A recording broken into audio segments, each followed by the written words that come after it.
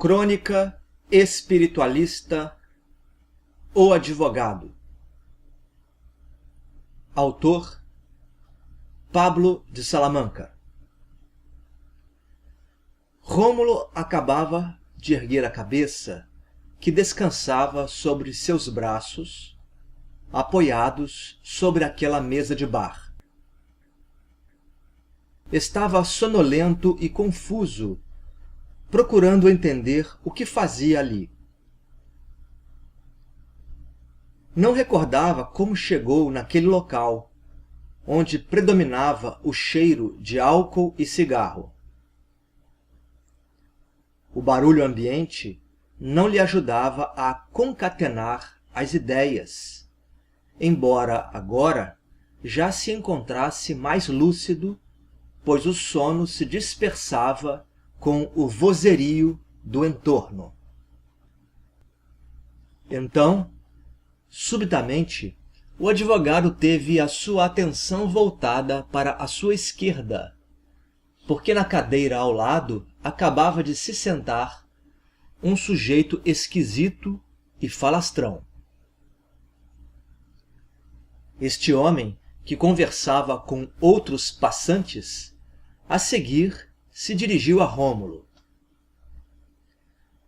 "Seja bem-vindo, doutor." O advogado, surpreendido com a companhia inesperada e um tanto invasiva, limitou-se a colocar: "Desculpe, você me conhece de onde?" Logo veio a resposta: "Ora, doutor, você é meu amigo de longa data e não se lembra de mim?" Rômulo, desconfiado e sob certa perturbação, olhou bem a fisionomia de seu interlocutor, tentando lembrar alguém do passado. Talvez fosse um colega de faculdade ou alguém a quem tivesse defendido na justiça há alguns anos. Mas o fato é que não recordava daquele indivíduo, que voltou a se comunicar. "Ô doutor, somos sócios de muita coisa. Eu, você e os amigos aqui em volta somos parceiros antigos." Ao fazer esta observação, o intruso estendeu os braços, indicando várias pessoas naquele ambiente que, naquele instante, prestavam atenção à mesa onde Rômulo estava.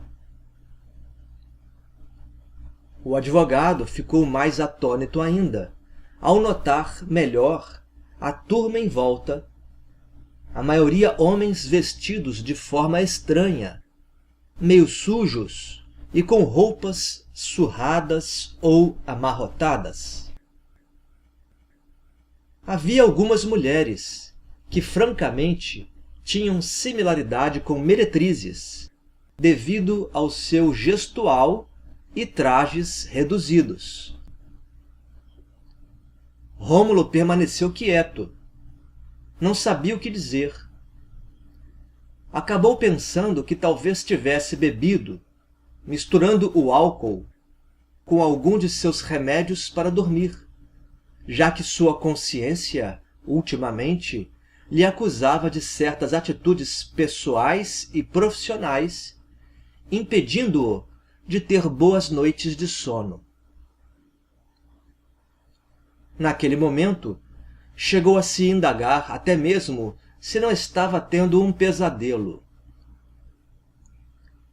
Contudo, o homem ao seu lado pareceu ter lido o seu pensamento, pois falou: "Você não está bêbado nem sonhando. O doutor está aqui conosco porque é nosso amigo e camarada. É até mais que isso, é nosso sócio e irmão de sangue." Após esta fala em tom jocoso, ouviram-se várias gargalhadas naquele bar ou taberna, em verdade, um local de difícil classificação sobre o que realmente era, pois assemelhava-se a vários tipos de estabelecimento. Seria talvez um misto de prostíbulo, boteco e restaurante, porque, além do mais, haviam pessoas próximas que comiam alimentos gordurosos em pratos toscos e outras bebiam, fartamente, algo parecido com cerveja. Rômulo, agora, estava amedrontado. Não sabia o que fazer ou dizer. Sentia-se desnudado perante aquele grupo. Parecia a ele que aquelas pessoas podiam penetrar na sua mente. Com este sentimento, se perguntou se o que andava fazendo como advogado era do conhecimento deles. E a resposta não tardou por parte do companheiro, entre aspas, ao lado. Doutor, você é um dos nossos. Já ajudou até a soltar 3 irmãos com aquele dinheiro, não é mesmo? Então, várias gargalhadas ecoaram, mais uma vez, naquele ambiente. Rômulo estremeceu internamente por perceber que sabiam de seus subornos. As quantias vultuosas que o crime organizado vinha lhe passando não eram para usos nobres. Entretanto, em seguida, formou-se um tumulto, após alguém avisar aos gritos: "Sujou! Sujou! Os soldados estão na área!" Houve correria, com os frequentadores da taberna evadindo-se do local. Rômulo não sabia o que fazer e, tendo-se levantado, não pôde se movimentar, porque agora 2 homens, usando longos sobretudos negros, o seguravam pelos braços. Estes conduziram o advogado numa direção para a qual o mesmo não conseguiu vislumbrar, pois acabou perdendo a consciência. Enquanto o advogado era praticamente arrastado dali, notava-se que alguns frequentadores do bar também haviam sido capturados. Mais tarde, Rômulo voltou à lucidez. Estava sentado numa cadeira baixa, de frente para uma larga mesa, atrás da qual permanecia um homem branco, de olhos claros, vestido de toga. Logo o advogado percebeu que estava numa espécie de tribunal. Tudo no novo ambiente se assemelhava a isto. O homem caucasiano dirigiu-se a Rômulo, sem delongas, apontando-lhe algumas falhas. Na sequência indagou: "Você deseja se defender?" O advogado sabia que tinha condições intelectuais para argumentar, mas sentia-se intimidado. Olhava no entorno e se perguntava se não estava sonhando. Percebeu também que naquele suposto tribunal estavam presentes outras pessoas que poderiam ser testemunhas, por exemplo, bem como homens que pareciam ser guardas, embora as suas roupas não fossem as tradicionais. Além disso, avaliou que algumas formalidades e ritos aos quais estava acostumado não ocorriam ali. O que estaria acontecendo? Esta era a pergunta mental que fazia. Mas seus pensamentos foram interrompidos pelo homem que cumpria o papel aparente de juiz. Você vai defender a si próprio? Rômulo, voltando à realidade, respondeu que sim, embora estivesse inseguro quanto ao que estava acontecendo. Entretanto, passou a acreditar que estivesse sob o efeito de algum remédio que tomara anteriormente, que distorcia um pouco suas percepções e raciocínio. Em seguida, alguém narrou detalhadamente várias ações que Rômulo vinha realizando ultimamente, despindo-o perante todos. O advogado indignou-se, porque aquilo seria o fim de sua carreira.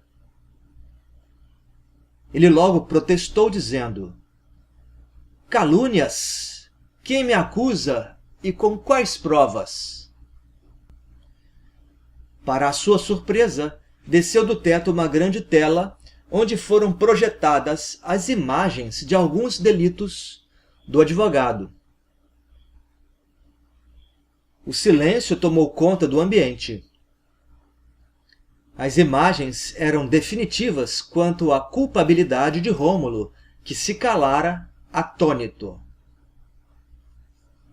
Ele pedia a Deus, interiormente, que aquilo fosse apenas um desagradável pesadelo. Então, a voz do juiz voltou a ser ouvida.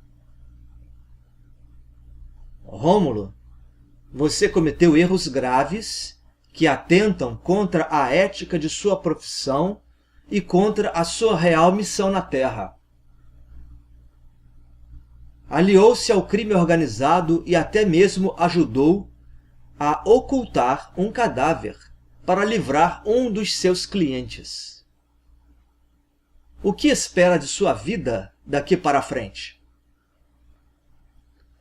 O advogado ficou muito surpreso com a pergunta, pois esperava tão somente uma dura sentença, embora aquele julgamento não seguisse os passos aos quais estava acostumado. Após instantes de reflexão, sentiu uma luz no âmago de seu ser. Ajoelhou-se no piso do tribunal, de cabeça baixa, mas falou com vigor e sinceridade. Se eu pudesse escolher um rumo para a minha vida torta, eu abdicaria de todas as causas que venho defendendo. Devolveria ou doaria o dinheiro sujo que já recebi e me desvincularia daqueles que me contrataram. Eu recomeçaria tudo de forma diferente, porque já não durmo em paz. Minha consciência me acusa. Não consigo me olhar no espelho. Tenho repulsa por mim mesmo. Após a fala do advogado, surgiu estranho som repetitivo no tribunal, como pancadas ou choques de rocha contra rocha.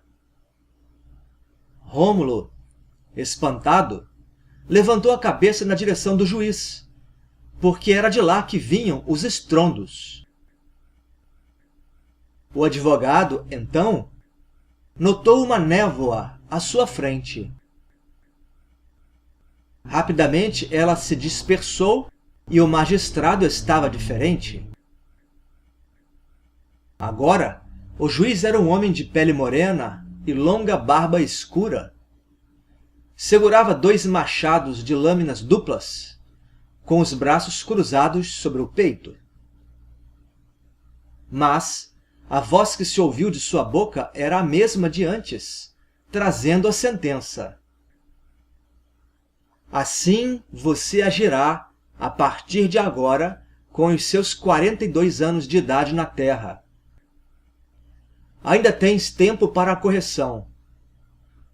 Cumpra o que falastes e o final de sua vida não será tão amargo. Mas, se falhares, o peso da lei virá sobre ti com todo o vigor. Assim determino, assim é.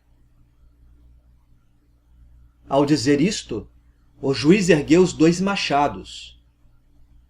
Este foi o sinal para que os dois homens que haviam trazido o advogado o levassem de volta ao seu corpo material, que jazia dormindo em sua confortável cama no plano físico. Rômulo, em seguida, despertou em seu leito. Notou que o seu corpo estava encharcado de suor. Depois daquela inesquecível experiência fora do corpo, o advogado transformou-se profundamente.